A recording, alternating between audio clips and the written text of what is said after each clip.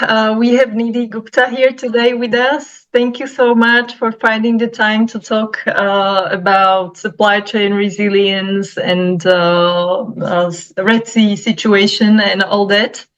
Nidhi, you are the CEO and founder of Podcast. I've been reading about you a little bit, so I can say that you have more than 15 years of experience in the supply chain and logistics industry. If you can little bit talk about yourself and introduce podcast to our both community, would be awesome. Yeah, absolutely. Thank you, Barbara, for having me. Really excited to talk about supply chains and how they are impacted by everything that's happening around the world. Mm-hmm. My background has been in logistics. I used to work for a large logistics company for a decade in business roles like management consulting, business development, and strategy, and then decided to start podcast to look at how data and AI can help logistics become more efficient and resilient. So I happened to enter the logistics space, but I think it's been really exciting because there are so many opportunities and so many things that we can do better in this industry. So that's what's kind of kept me going. So you're never bored, are you? Yeah, yeah. There's Especially, always new risk, new situation, new right. technology. So I think there's a lot of the I believe the industry is kind of constantly changing right now, Mm-hmm. and in the next 5 years it would look completely different. Yes, it's like a never-ending process. I experience the same in my garden. It's the same garden, but it's always different. Same, but different. So, how about podcast? It's an ocean transportation visibility platform. And according to your website, your vision or the vision of this project is to be the most trusted information source for effective and sustainable supply chains. So tell us a little bit about podcast. Yeah, so the sort of the dream that we have is that as supply chains become more and more intelligent and connected, Mm-hmm. and we will see sensing devices on every single supply chain asset, be it a ship, a plane, a container, a pallet, everything would start revealing data about themselves. And that's Mm-hmm. where an infrastructure layer which pulls data from all these assets in the supply chain would be important. And being able to say what data is just noise and what's actually meaningful. And Mm-hmm. that's where podcast tries to play a role as well. How do we pull data from multiple places and make meaning from that data using machine learning and generative AI? And then that data starts being the foundation of finding optimization. How do we reduce cost and how do we reduce risk? Those are the two big Mm-hmm. questions for any manufacturer or any freight forwarder today. And that's where podcast plays a role. So we focus on the ocean and increasingly the air part of the international transportation chain. And really, like the forte is about how we can find the right data and use AI to make meaning of it. Mm-hmm. All right. Thank you. Amazing. Okay, I'm really looking forward to hear your unique perspective, which is given by this intersection of the data and technology provided by podcast and your personal knowledge.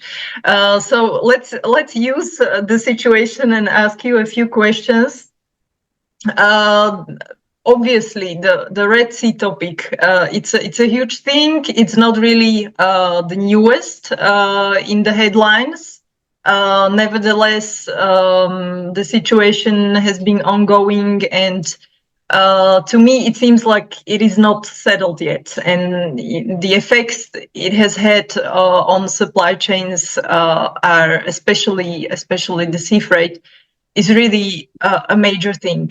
Can you please share your opinion and give us maybe an overview of what the actual situation is? Are there, given the Red Sea crisis?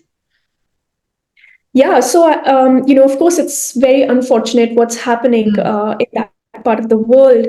And because ships have been avoiding the Red Sea and going all around South Africa, that means more time that it takes for cargo to arrive. It means more cost because the ship has to basically sail for much longer. There's more fuel, the schedules are disrupted. And it also means more carbon emissions because we're actually spending more fuel, and that ultimately corresponds to at least twice the amount of carbon emissions that we would have had otherwise. Shipping, anyway, contributes to about 3% of the global emissions. So this situation is not really helping it. So in general, actually, if you look at this month and the last month, overall economic growth is actually picking up, which is good news. So in the European Union, in Canada, India, Japan, in general, the growth, the PMI is actually picking up. However, the geopolitical issues and the risk of the same, like the Red Sea situation and also the Russia Ukraine situation, the risks are still quite high. And on top of that, we constantly have other situations happening. For example, the Baltimore incident where the ship, had an accident with the bridge. So there's constantly these risks that are impacting supply chains. One side effect of this that's happening in APAC is the empty container availability. That has become a problem because more delays are happening for cargo to arrive in the West. So for the empties to come back to Asia, where most of the empties are required and most of the manufacturing still happens, that's becoming harder. And that then impacts the rates. So there are rate hikes on almost all of the Asia outbound lanes. And that's due to increasing demand as we're entering into that season, but also because of the equipment challenges. And these are expected to continue at least into the summer. So that's broadly what we're seeing. So again, not the best favorable situation. So the demand is fairly good. So the capacity is quite well utilized. But the rates are still on a high, and the equipment is on a shortage, especially in Asia.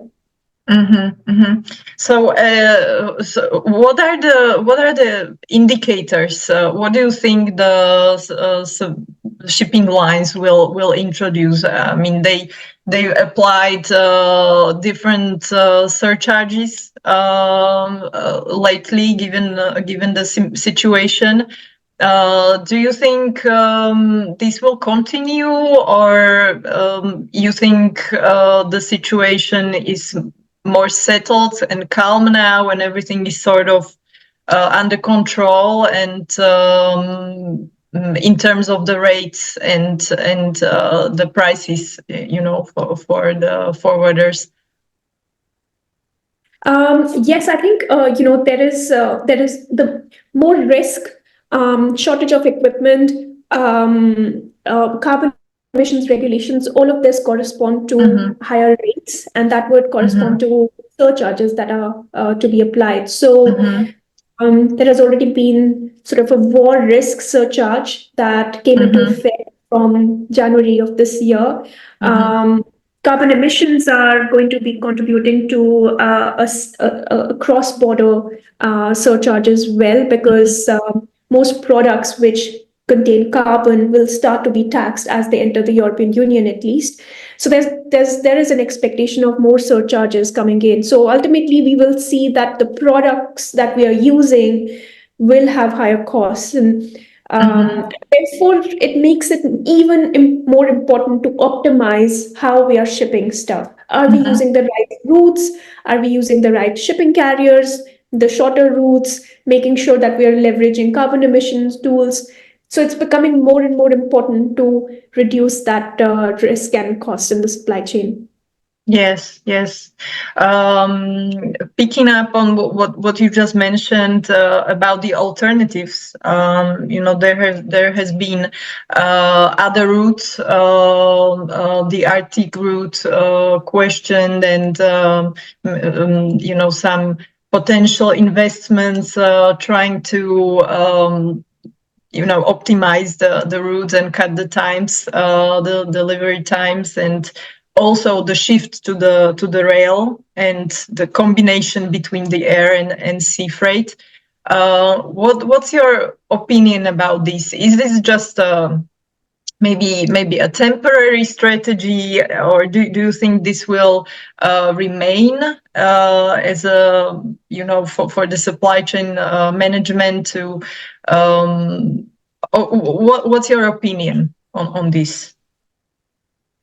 Yeah, absolutely. I actually think the trade routes are sort of evolving, and we will see new trade routes come up, and an evolution of which trade routes are heavier used than others, and maybe for the right reasons. For example, one of the things is a trend of nearshoring. So, having the factories much closer to where the demand is, that will have an impact on how much are we using the long distance routes and how much are we using the short distance routes, and the kind of mode of transportation we're using will have an impact because of that. So I think nearshoring will cause a change in the routes that we will see as being most important.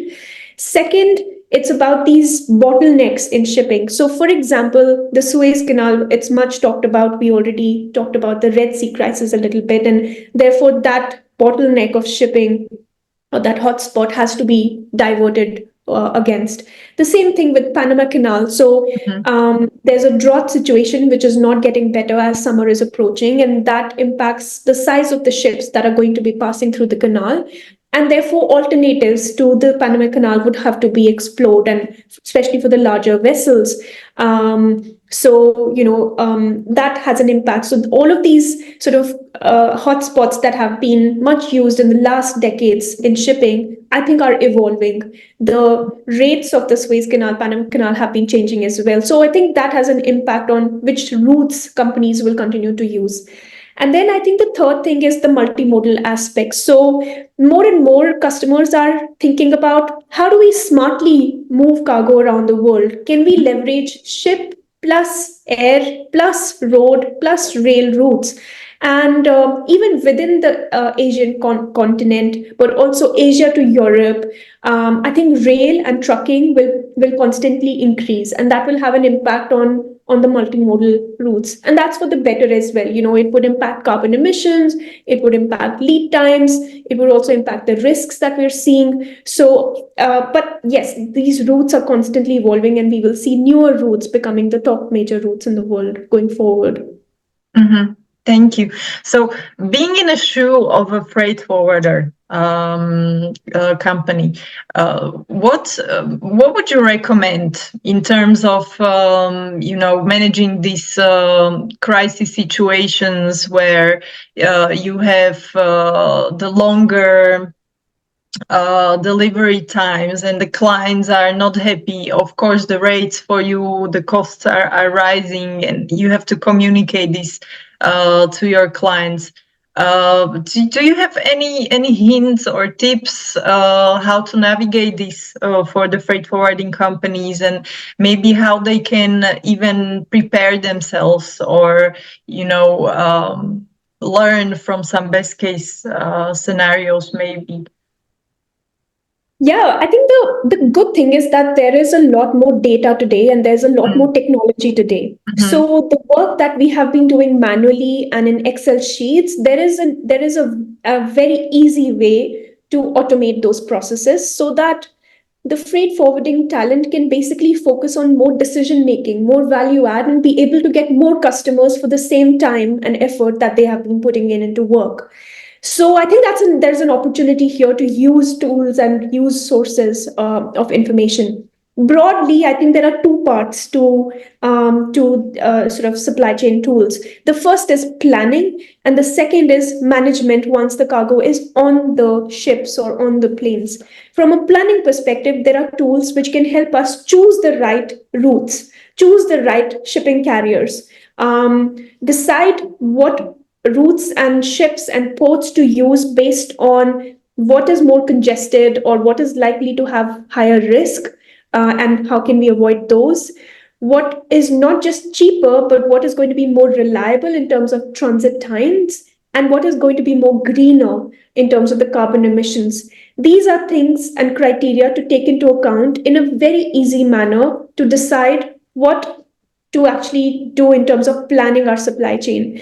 Most planning has been, either annual RFQs or multi-year sort of future planning. But I think now we have an opportunity to plan more dynamically, and this can change as risks and situations evolve. So that's, I think, one big bucket of tools. The Mm-hmm. second is, once the cargo has been put on a particular ship or plane, how do we know what's happening to it? And we don't necessarily need to see, if we have thousands of cargo moving around the world, what's happening to each of them. But we want to know where risk is. So if there are tools that can pinpoint out of these thousands of shipments, which are those five that have a problem, what is the problem, why is that happening, who is responsible for it, and can I actually do something about it? Can I reduce the risk, can I reduce the cost, can I tell my customer what's happening to this? And those are where tools and data sets exist. So I think broadly these are two areas where smaller or mid-sized or even large freight forwarders can leverage technology and really focus on decision making more. Absolutely makes sense. All right. You mentioned CO2 emissions. Also, podcast is, one of the products is focused on CO2 emission management or calculations. I'm not sure how it works in reality, but what is it, what are the points that are crucial in terms of freight forwarding, again, to track CO2 emissions strategically? Because it's a huge huge topic. Everyone is talking about sustainability, but how effective is it, and how pushy is it? How is it really necessary for the freight forwarding company, especially the smaller ones or the mid-sized ones, to adopt these kind of agendas? And is it mandatory? Is it still just an optionary thing? And Yeah, yeah. please I think elaborate. I think while sustainability and emissions control is in the focus of most companies, most manufacturers care about it from a scope 3 emissions reporting and optimization, and they have set themselves goals for Mhm. how they reduce carbon emissions. While that is there, but I think the regulatory push is a bigger reason to adopt carbon emissions technologies.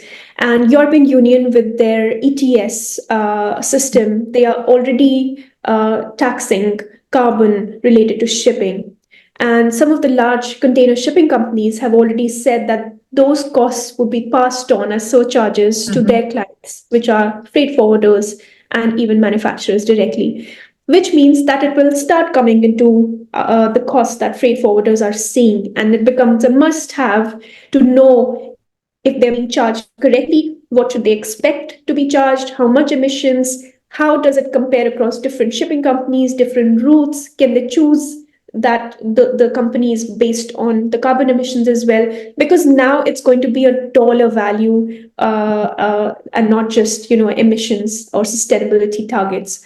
Mhm. So I think it's becoming a must-have, especially in the European Union. We've been having discussions in some of the other countries, especially in Asia, where some of the developed markets here are also starting to think around the same philosophy. So I think it will increase. I think there will be more and more countries which will adopt the same regulations.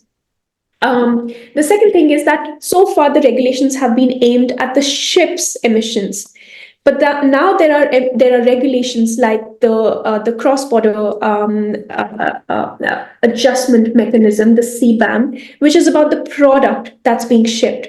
So if we are shipping fertilizers or if we are shipping steel products into the European Union, the amount of carbon in those products is also going to be taxed, which means it directly impacts the cargo owners. And therefore, the freight forwarders will have to pass on this cost, this tax, to the cargo owners as well. So now there are regulations both on the ship that is coming into the European Union, but also the type of product that is coming and the carbon emissions associated with both of these. So what is really required is a foundation of how much emissions are we talking about? What is the emissions for the movement, the shipping or the air movement that we are doing? And that foundation then allows us to optimize this. That foundation is based on the type of ship, the type of cargo, the route that is being followed, whether it's going via anti-piracy zones, fuel change zones in the seas. All of these are data points that are used to calculate the carbon emissions in a certified manner that are acceptable by the IMO guidelines or the ISO guidelines. And that's exactly where the reporting comes into picture. Wow, it's a really complex problematic. Okay, I hope that podcast is one of the tools that can help out in this respect. So, what in terms of your tools that podcast is providing? What way of digitalization and maybe visions which way are you heading? What are the next steps for podcast? Are you done for now, or do you plan to introduce some new features? Absolutely moving and developing more and more features. Where we have been strong is to basically be able to capture data from shipping companies, from terminals, risks, and also data from our clients' ERP systems or TMSs, and be able to provide visibility on what's happening to any shipment. This is something we have been doing for ocean transport, and we recently launched for air transport as well. Where we are heading next is being able to ingest more documents as well. So, unstructured data. Documents which could be contracts, which could be invoices, also news items from online sources in terms of what risks are happening, and then being able to use generative AI, which is specifically designed for this space, to be able to say where risk or cost issues can be identified. And that actually creates direct dollar savings into the bottom line, and helps avoid any charges which we should not be paying for, any SLAs which we are not meeting, and will let us have penalties. So that's where we're heading. So we are seeing quite good success rates in terms of the accuracy of the generative AI that we are using, how it reads documents, converts that into information, and finds optimization. And that's where we're going to be building more technology. How about the booking platform? Are you planning to evolve into one of those as well? So at the moment, we're focused on being a decision support platform. So we help take decisions based on information and data, and not really book the cargo. So we're not looking to compete with the freight forwarder, but enable them. All right. Okay. Makes sense. All right. So for a smaller and mid-sized forwarding company, what are some of the other proficient tools out there available? What would you recommend to use for effective forecasting if you were in the shoes of a CEO of a freight forwarding company? Yeah, I think, automated booking, I think that's definitely one of the things. Then deciding planning tools. So be it demand forecasting, how do I plan for how much demand will I likely have? And capacity allocation. So if I'm procuring certain capacity from carriers, am I using it in the most efficient manner possible as well based on the demand? Picking the right schedules based on cost, time, and emissions. And then once this is done, being able to manage the transportation. So having the right visibility, having the right emissions reporting, being able to find optimization, and then finally figuring out where you should not be paying charges, where you can optimize any invoices, etc. So I think the entire workflow in forwarding can actually be digitized. and there are multiple tools in that. The most important thing I would say is integratability of these tools. So being able to bring different technologies together, but being able Mhm. to let them talk to each other so that there is one system that a freight forwarder is looking at and they're not confused by multiple screens. So that Mhm. integratability, I think, is very important to think through. Mhm. Mhm. Certainly, yes. All right. Thank you so much for answering my questions. Hope it wasn't too tiring, because I would like to give you the floor now, Nidhi, to show your presentation, maybe to give us more, like a visual picture about what podcast is about, what you guys do, and how can you be helpful to the freight forwarders or other clients. So. Okay, all right. I'll try to keep it short, and hopefully, as the audience kind of appreciates it, then they can reach out for more questions. So let me share a screen. So what I would talk about is broadly three topics, and I think we touched on them in our conversation earlier as well. So the first is all the disruptions that are happening in supply chain, and why do we actually need predictability in the supply chain. The second is then, can data and AI actually help? What is it? And meaningfully or in examples, can we talk about how it actually helps supply chains? And then finally, for any company looking to get started on this, what are the first steps that they can take? Um, so starting with the risks in the supply chain, I actually believe they are now a norm. It's not just if it would happen, if a risk would happen, but when a risk happens, are we basically ready to prepare against it, to deal with it? And we've seen risks from sort of cyclones and port congestions or strikes to very large situations like the geopolitical disputes and also regulations coming in.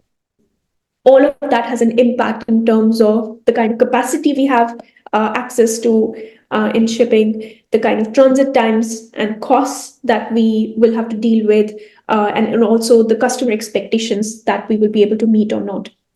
And talking about the customers, they are now expecting a lot more from us. When we order something on Amazon or an e-commerce service, we know exactly when it's going to arrive in our house, and we expect it to arrive exactly at that time.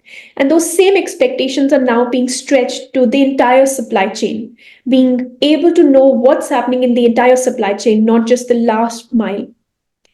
Having more traceability, having more pressures on costs, and finally being able to digitize everything. As the younger generation starts entering supply chains in workforce, they are expecting the technology that we have to also be not just Excel based, but more digital. We're using more technology in our personal life, so why not at work as well? So customers and also employees that we are seeing, the workforce we're seeing, I think expect a lot more in supply chains. And yet, if we think about how our supply chains are managing this situation, there is still less resilience. There are so many parties or actors involved in the supply chain. There are so many handovers, and a lot of them are still black boxes. We don't know what happens to cargo when it arrives at a particular port.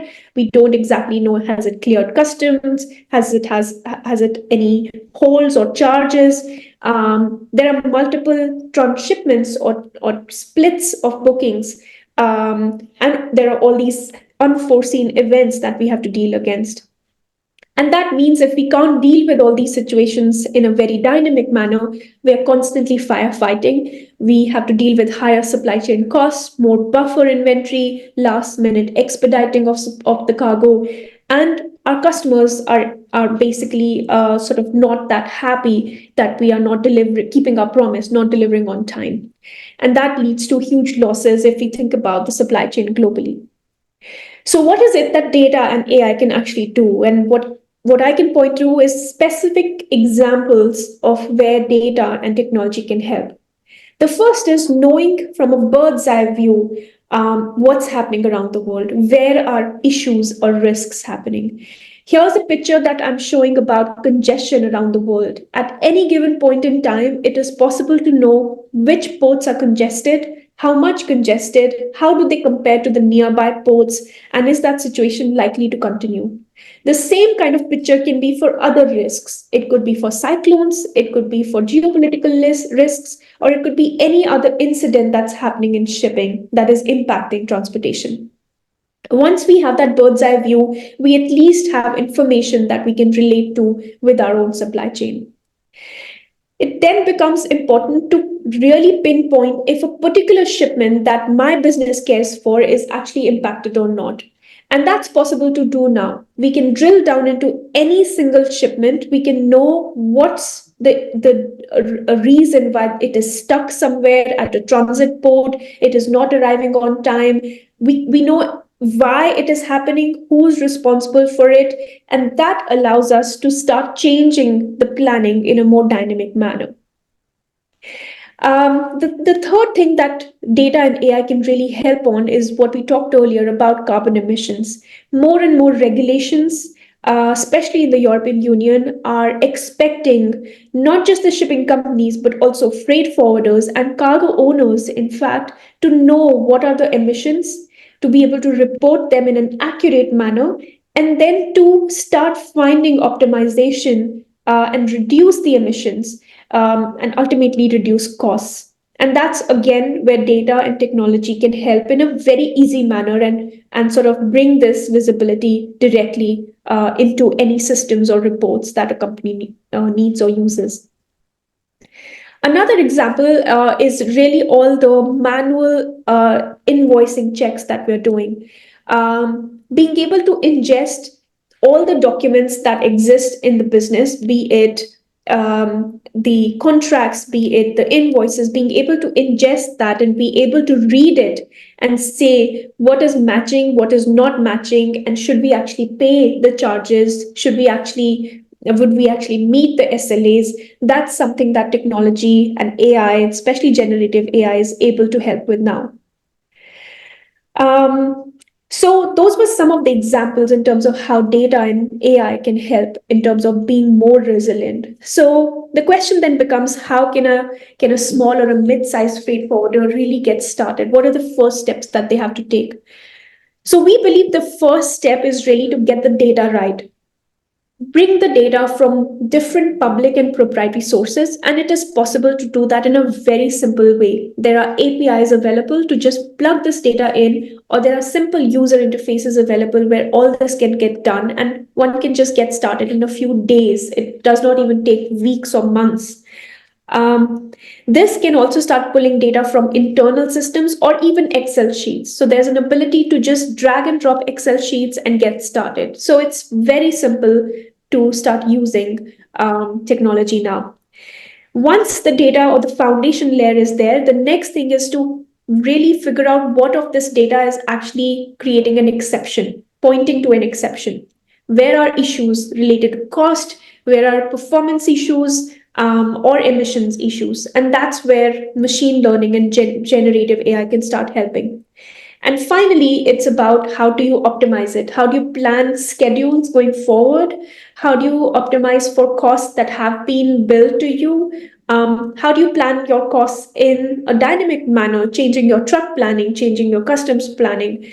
And that's all what tools are available now, and it's very easy to get started on this. So what a company would be able to do then is have a bird's eye view on all of their shipments, being able to drill down into any single shipment, know why issues are happening, collaborate on it, share it with anybody in the company or even outside to a customer or supplier, being able to save freight costs in real time, but also for the last month or last year by actually having proper data that can be compared against, be able to plan the future supply chain, the next months or next year's supply chain much better by learning from what's happened in the last few weeks or months, and be able to measure what kind of carbon emissions are happening so that we are compliant in the supply chain. And that's where podcast plays a role on. And I'd be happy to discuss more with anybody who's interested looking at this. Thank you very much. Thank you so much. It was certainly enlightening. for myself and hopefully for the community as well. I'll be happy to share this information. It is definitely interesting to see the evolution of how the digitalization is really helping to utilize the data and use them in a more proficient management. So thank you for your efforts and contribution to the industry. I hope to see you in person at one of our BOF events, and hope we stay in touch, and wish you best of luck with all your endeavors. Absolutely. Thank you, Barbara, for having me.